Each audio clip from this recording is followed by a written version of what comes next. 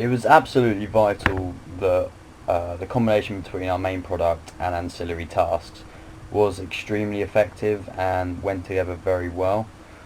And for this, the film, the review, and the poster had to all represent the same things. The review, the film and the poster, they're all in the process of how the film gets recognised and how it gets seen. So it was absolutely vital that we did this as well as we could. So with the main film, we went for a social realist drama about a hyperbolic exaggeration of a worst day ever for many young adults. So, as our demographic was found within the college, we went and asked a lot of people what they actually thought of the film, and we got very, very good feedback. Most of the people we asked what genre it was, and nearly everyone said drama. Some people said thriller, and on asking them why, we found out it was because of the whole enigma and kind of fast-paced action of that first running scene, which was the main enigma for our film. We were quite happy with this piece of information because our film was not solely a drama; it was more of a hybrid. So we were pretty we were pretty pleased with that feedback, and that the whole enigma had been recognised. Also, we were extremely happy with how we actually portrayed what is happening in the film. On asking people what they thought the film was about, most of them said it's about an unhappy, depressed character who's going through a series of unfortunate events. And this was fantastic for us because the whole depressive theme goes brilliantly with the whole grey aspect of the film, which is a main part, and we were very, very pleased with this. For the poster, we had several ideas, and they got shortlisted into two. They got shortlisted into Morgan's and into James's. James's was set in one of the better scenes of our film. It was set in a cafe with a wall behind it full of figures from contemporary and the past. So it was a really great scene to have access to, and it felt like we needed to make a poster surrounding this scene. So I was put next to the colourful wall, and then all of the kind of titles were spaced around me. And then on Morgan's, it is the main climactic scene of me in the sea, and it's all nicely grey. Everything is kind of bouncing off each other in the terms that the greys used, and the only colour is actually from things that are not represented in the film, like sponsors and things like that.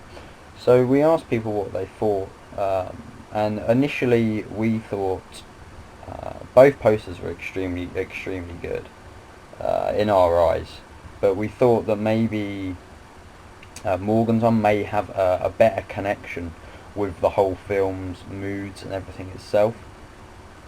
So we went to ask people, and everyone really liked both posters. We got extremely positive reviews about each one, with only small bits to improve and so on. It was then we went back, we correlated all the data we've got, we realised that there really wasn't much between them. We then asked people who had seen our film and asked them how well they went with each other, and that's when we realised that we should use Morgan's. Because of its brilliant contrast and saturation, we realised that it just fitted so well with the overall grey theme of our film. It spoke depression, but also provided that enigma in one picture, which is really great. James's poster did a fantastic job, but we just felt it was too cheery to actually have in a quite depressive film. So James's was scrap and eventually went with Morgan's. This is when we put in slight differences just to make the whole thing complement both the film and the review in separate ways, and also make the grey aspect stand out more, and the character be the main focus of the poster. We also had a big headline saying grey, which we made bolder due to people's recommendation, and this really stood out and really kind of structured the poster, and also had a literal hint toward the film and its tones.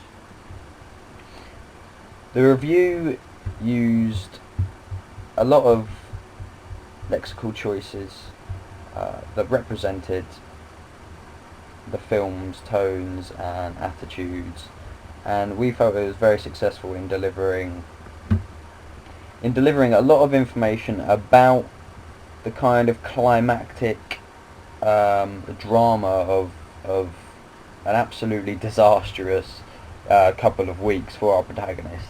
And this again went with the kind of depressive, kind of lasting, echoing effect of this deep struggle. And we used